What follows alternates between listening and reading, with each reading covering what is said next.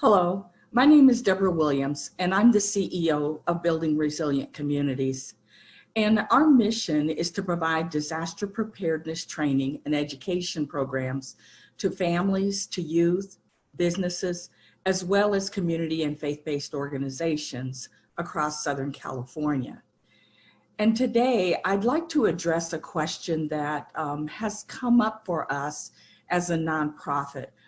We've had some people outright ask or others imply, why is a disaster preparedness nonprofit talking about racism? Well, let me explain.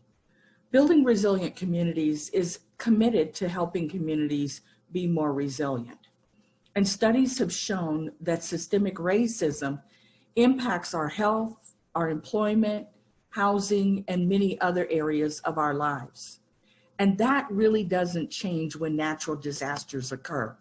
Let me give you an example. When Hurricane Katrina hit, African Americans were less likely to receive advance warnings to evacuate. If they did receive the warnings, they didn't have transportation to leave or money to get far enough away to check into a hotel. So the biases that exist in our systems have exposed Californians' most vulnerable communities to the extreme consequences of natural disasters as well as pandemics. Some of the things that we hear here locally from people is this. Low income and below poverty families are telling us that they are just trying to have enough food on a regular basis and may not feel that they have the money to buy emergency supplies. They think they're too expensive. The other thing that's happening is that many families tell us that they don't know free training does exist or even where to get it. And it's not that they don't want to get prepared. They're just not sure how, or they don't know what to do. They are sometimes afraid. There's a lot of things that are happening. When we say vulnerable, we're not talking about people being weak. We don't mean that people are weak, but there are groups of people that need more focus and resources because they suffer more when disasters strike. Socially vulnerable communities are disproportionately impacted by wildfires, earthquakes, and other disasters. We see it on a fairly regular basis. Every time a disaster strikes here in Southern California and we get called out, then we are actually interfacing with all of the residents that are being impacted. Many of them may be renters with no renter's insurance. People are also often missing from preparedness activities and experience challenges accessing information. This difficulty of getting prepared affects their ability to deal with potential threats. Well, our commitment to serving vulnerable populations has led us to be selected as one of the partners across the state carrying out the Listos California for All campaign. Listos California actually exists to address these discrepancies through culturally competent and accessible disaster preparedness. So what is Listos California for All? It's a program or a campaign that was enabled by Governor Newsom and state lawmakers.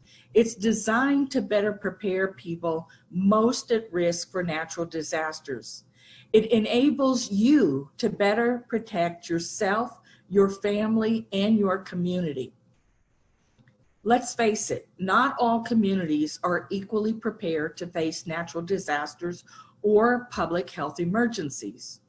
People of color and those from other vulnerable categories have often been left out of the conversations on preparedness or not intentionally included. The state of California acknowledged that the urgent need for filling these problematic gaps when it created Listos California. That's what it is designed to do. We see that there have been a dramatic uptick in disasters.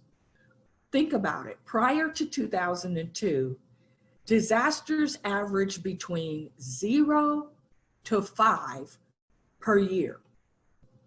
Since then, we have seen jumps of up to 30 federally declared disasters in one single year. That has not been heard of in history until now. Communities that require specific outreach, such as the hearing impaired or non-English speaking residents, or those that lack infrastructure, maybe they don't have access to broadband, those are the people who aren't reached during disaster. And that makes them more vulnerable and deprives them of crucial information. While research shows that awareness of the need to prepare is in general very high among vulnerable people, as a matter of fact, 88% of them know that they need to prepare. But many feel that preparing is scary, expensive, and time-consuming. So research also suggests that people living on a very fixed income have done fewer preparedness tasks than others. These are the people we are trying to help. Just as disasters know no boundaries, being informed about the steps to take in order to be prepared shouldn't either. We are advancing a new path forward in how state and local partners can effectively engage communities and ensure their resilience. Communities of color and other vulnerable populations pay too high a price when disasters strike. And given the uptick in disasters, local communities can no longer afford to be unprepared, nor bear the burden of economic loss or human fatalities that comes from a lack of simple preparedness. Pew Research, in collaboration with Colorado University of Boulder and with data collected from FEMA, found that for every $1 spent on wildfire preparedness, $4 are saved in response and recovery. That is huge. The Veterans Administration found that individuals that lack disaster preparedness are at higher risk of experiencing long-term PTSD after an incident. We must do things different. And that's why building resilient communities is helping and talking about the systemic racism that is behind vulnerable populations not being prepared. We need to hold ourselves accountable. Governor Newsom recently responded to the demonstrations that have been taking place against inequality and police brutality. And here's what he said. The Black community is not responsible for what's happening in our country right now. We are. Our institutions are responsible. We are accountable. Listos California is part of that accountability process. Building resilient communities has decided to step up and to be a part of the solution.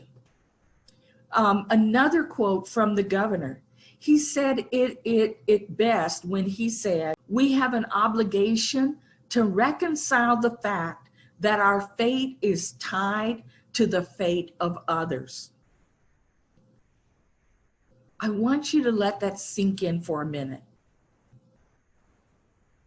The fact that our fate is tied to the fate of others. That's why BRC is addressing racism. That's why we believe we are all in this together and that we are our brothers and sisters' keeper.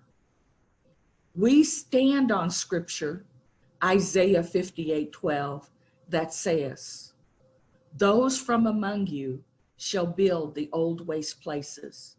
You shall raise up the foundations of many generations, and you shall be called the repairer of the breach, the restorer of streets to dwell in." I'm asking you today to join us in the Listos California for All campaign. Join us in spreading the message of disaster preparedness. Something as simple as start by sharing the 5 steps to preparedness. And with that, I want to thank you for listening today. This message is at the core of everything that we do. That's why we have the name, Building Resilient Communities. That's our mission. That's our passion. That's what we've been called to do. Thank you.